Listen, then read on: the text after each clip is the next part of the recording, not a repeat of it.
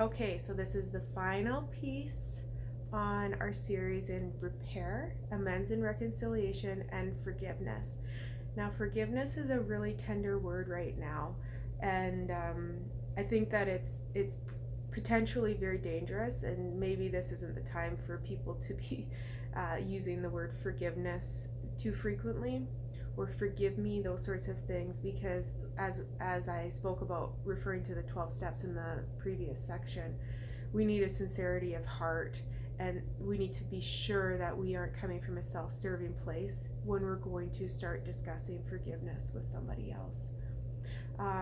Now, way back, long before I ever would have thought I'd be a psychologist, I learned of this man named Neil Anderson, and he is the first real Christian psychologist that I became aware of. So he's a Christian psychologist. I have to say that because when we look at his description of forgiveness, he does touch on where God fits into all this in this transformative way that I think we neglect to look at. So Neil Anderson talks about 5 levels of forgiveness.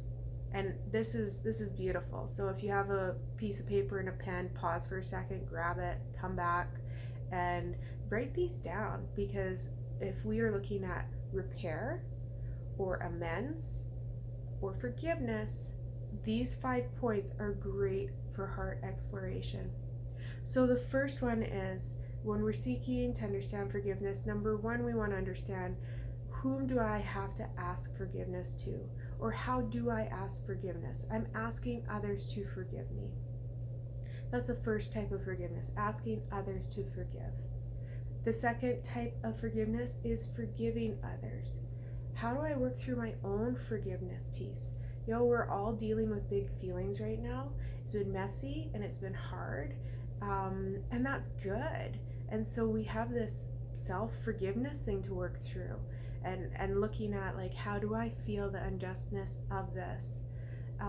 Because if I have some pieces of forgiveness to work through right now, that is going to further my ability to empathize with those people who are really expressing the unjustness and the hatred that they have experienced. Number 3, forgiving myself. So that's right in line with this piece here of, like, if I can forgive myself more for the errors I have made, the recklessness I have lived with, the blindness I have lived with, the white privilege or the white fragility, however you might view it, those access points into just really saying, hey, like, I have not allowed myself to be racially informed. I'm not a racist, but I am not racially informed. And that's important, because if I'm not being racially informed, then I'm really at risk of doing something that could harm somebody else who has been so harmed by people who don't care about loving others who are different.